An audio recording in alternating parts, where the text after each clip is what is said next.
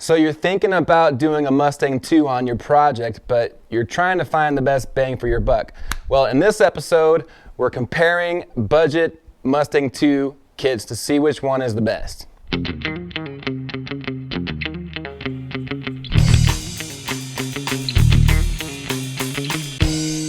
Well, if you're in a predicament like I am, where you don't have a fancy shop and your hot rod budget basically consists of your annual tax return, you're trying to find the best bang for your buck, but you want a good quality Mustang II kit, well, I was looking into everything from the cheap eBay no-name kits to the higher end TCI or Heights kits or even Fat Man kits.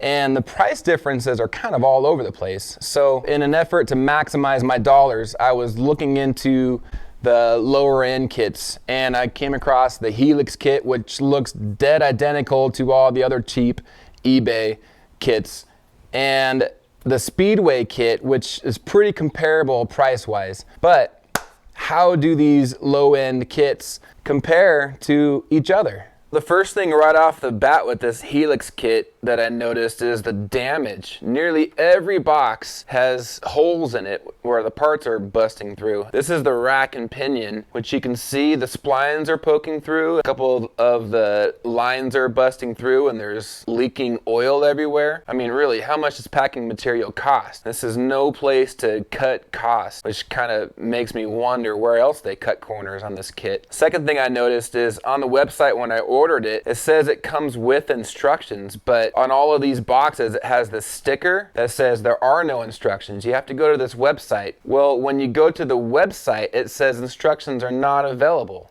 I also noticed that every single box says made in China on it. These springs actually look pretty good. The calipers that came with the brake pads. You got some cheap generic Helix Chinese shocks. These are your castle nuts for the spindles. Some more spindle parts. And these are the tie rod ends. You got your dust caps. These are bearings. These are your towers. Oh, look at this. Look how these are just floating around in there.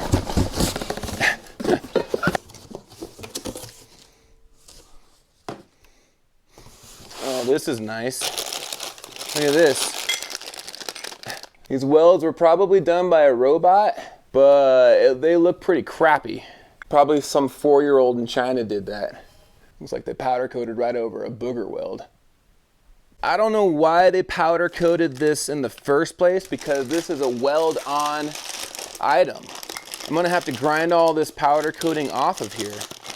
Now let's take a look at the Heights cross member. First thing you notice is it's really well packed. There's tons of packing material. These are the towers. These are some of the most amazing welds I've ever seen. And they're already cut specific to my car's frame, ready to weld on. These towers are cut with this anti-dive angle on it. It gives it some casters, so when you slam on the brakes, the car stays level. They give you some stickers for extra horsepower. And look, instructions! They even gave me instructions for their whole entire Mustang II kit, even though I didn't order that. You can tell the quality and craftsmanship that this company, Heights, puts into their cross members. And this is what you're paying for. It's made in USA. They take pride in their manufacturing, and you're getting a really high quality product. Looking at the side-by-side comparison, I mean, there really is no comparison. The Heights is in a whole other universe from the Helix kit. But I noticed something strange. I know for a fact that the Heights crossmember is cut and manufactured specifically for 49 to 54 Chevy car frames. And the Helix crossmember, I found out, is a universal one. And these crossmembers are designed to weld to the bottom of the frame rails. And the Helix crossmember looks like it's about an inch wider on either side. I don't know if this will even fit my frame. And the holes on the bottom to mount the lower A-arms are also about an inch wider on the Helix crossmember, which makes me question the track width. So as I mentioned before, this Helix kit, when I bought it online, it said it came with instructions, but it doesn't. So after emailing them a couple of times and calling them, they finally emailed me some instructions, and here's what they sent me. Notice on here, it does not say anything about 49 to 54 Chevy. The reason why, this is a universal kit with a universal crossmember and towers that you have to cut. They don't tell you that when you buy this. You buy the kit specifically for your vehicle, they send you the universal one. After sorting through the super confusing instructions and trying to figure out all the measurements and stuff, I think I got it pretty well marked out. This is about the ride height I want, and it's going to be right according to the instructions. But check out where these are marked. Lining it up with the frame rail, I've got it pretty well centered according to that center line mark right there. I triple checked and quadruple checked and cross checked my measurements to make sure that everything was done according to the instructions. And if I line it up with the frame rails, that's the section that needs to be notched out. Well, this line right here is only about 1 3/8 inches, and then it gets even narrower up here, which is probably okay. But my frame rails are 2 1/4 inches wide, so the frame's gonna basically come out to here, give or take. So it's not even going to be fully surrounding my frame, which really makes me nervous because, man, if you're driving down the highway 70 miles an hour and this thing busts loose, yeah, say goodnight, because that's pretty much going to be all she wrote. Not only for you, or maybe for other people on the road too. So now I can't speak to the heights kit, but it looks like a lot of this Speedway kit is probably made from the same manufacturers as that Chinese kit, because it looks almost identical. The power rack and pinion, I believe, is brand new, but it may be remanufactured. This is your bag of hardware, looks like, and look, it comes with brake hoses. Again, that other kit did not come with brake hoses. And it actually comes with name brand shocks, Monroe shocks. Made in USA, what do you know? One downfall on this kit is they say you have to cut your springs to fit for your ride height, which to me isn't a big deal. It's just kind of one more thing you have to do. These are your calipers, made in China. These look like your bearings. Bearings and seals. This looks like all your nuts and bolts in here. Made in Taiwan. Tie rod ends. This box came apart inside the packaging. All right, let's take a look at the side-by-side comparison. Let's start with the rotors. You have the one from the Helix kit over here, and this is what they call a wave rotor, and it's drilled and slotted.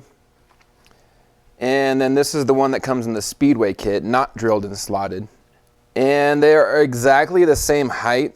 The wave rotor is a little bit thicker. This measures exactly 1 inch, and this is 7/8.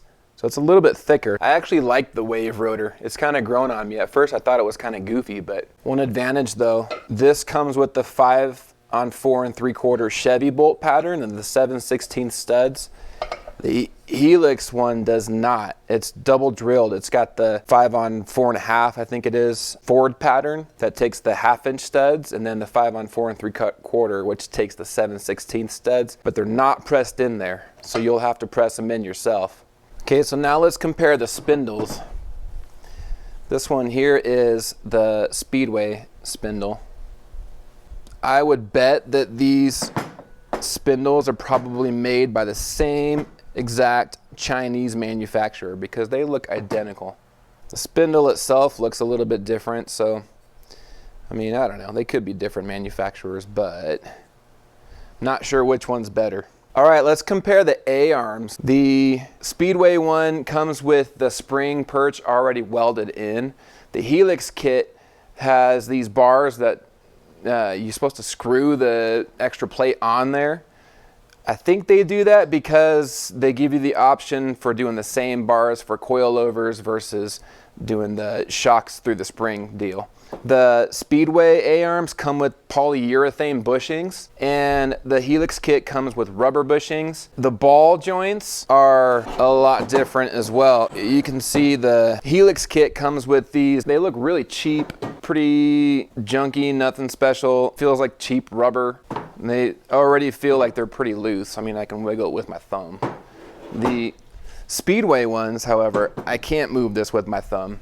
These ball joints, I mean, this feels a lot more sturdy. They look like they are better quality and they feel like they're better quality. Also, the Speedway A-arm, much like the Heights A-arm, comes already with the sway arm mount on it. This one does not come with the sway arm mount. You have to purchase it separately, locate it, grind all the paint off, weld it on there, repaint everything. It's kind of a pain in the butt. And the worst part of it all is the quality of the welds. I mean, I'm sure it'll hold, but man, that's ugly.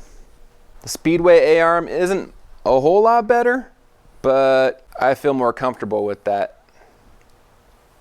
Here's the upper A-arms, and they're about the same height, but here we have 1-inch tubing and 7/8 inch tubing. If you look at the welds, good welds on this one, crappy welds on this one. It's the same thing on all of these welds and all the parts in this cheap Helix kit. It's got the same bushings. These ones are rubber, as are these. The hardware, you can see, is different too. This has got a thicker bolt, consequently a thicker nut. This one's got a smaller bolt and a smaller nut. Same thing, ball joint, good, stiff, cheap, not stiff, cheap rubber, good. All right, now let's check out the differences in the caliper brackets. This is the Speedway kit, and they are specific left and right. See how beefy this is? This feels like cast iron, and this is some kind of steel. I don't know which one's better. This one's definitely heavier, feels more heavy duty than this one does, but I don't know, maybe one's better than the other, not really sure. It's probably fine, even though it does look like two pieces of metal fused together. So now let's compare the Speedway to Heights. This is the Speedway A-arm, and this is the Heights A-arm, and you can tell they look darn near identical. The welds on the Heights is way better. I mean, I couldn't weld like that to save my life, I don't think. The other difference is the Speedway A-arms use some kind of generic ball joint, although they do feel pretty stout, pretty stiff, and pretty good. So no doubt those are decent ball joints. The Heights comes with pro-forged ball joints, which after doing some research on pro-forged, a lot of people put them on the same par as Moog ball joints. Side-by-side comparison, they are the exact same height and exact same width. Seems like the bushings are the same. They're both urethane. They both come with the sway bar mounts. So all in all, I would say Speedway is comparable to Heights. A little bit cheaper ball joint on the Speedway, but pretty much identical. You're just not paying for the Heights name. A quick takeaway from all of this, some cons of the Speedway kit is that it doesn't come with the cross member or the towers, and the springs, you have to cut them to fit, but it does come with the brake hoses, the hose adapters for your power steering, sway bar mounts, comes with the Made in USA Monroe shocks, the spring rubber pads, comes with the lug studs, and comes with urethane bushings, all of which the Helix kit does not. Not to mention it comes with way better packaging, so you're sure that your stuff's gonna arrive safely and not floating around inside that cheap Chinese cardboard. The ball joints, the bushings, and the welds are all way better on the Speedway kit than they are on that Helix kit. And the ball joints and the bushings are parts that wear out that eventually you're gonna have to replace. And since they were so cheap on the Helix kit, I don't know how long they would even last. You're gonna have to buy new ones sooner, it seems like, for that kit. Now, the Helix kit does come with the cross member and the towers. However, they don't tell you on the website that it's a universal cross member and universal towers, that you have to measure, do some crazy advanced geometry to make it fit your car after you cut it, and hope and cross your fingers that you got it right. So let's talk price. At the time of this recording, which is summer of 2019, the Helix kit is $17.47 But you are gonna need to buy, at bare minimum, the brake hoses for that kit and the lug studs for that kit. So you're talking an additional probably close to $100 between those two. And if you wanna do a sway bar, you're also gonna have to buy the sway bar mounts and locate them and weld them on there. The Speedway kit comes in right under $1,200. And you could go with the Speedway cross member, which again looks better than the Helix cross member, and it's already cut for you. And that one goes for $320. So with that package deal, you're in it at about $1520, if I'm doing my math right, which is cheaper than the Helix kit, and you get more stuff. Or you can do like I did and get the Heights cross member and towers, and that one's gonna run you $494 on the Speedway website, although I think I paid $477 or something like that from Summit when I bought mine. So that total is gonna be $1694, which is still less than the Helix kit, and you get more stuff, and it's better quality. And trust me, after this experience, dealing with Speedway is way better customer service than Johnny Law Motors, Helix, Hoffman Group. They're all the same. They were a nightmare to deal with. Speedway is amazing to deal with, but that's the story for another video. So I appreciate you guys watching. Give it a thumbs up if this helped you. Subscribe and share with your friends, and we'll see you next time.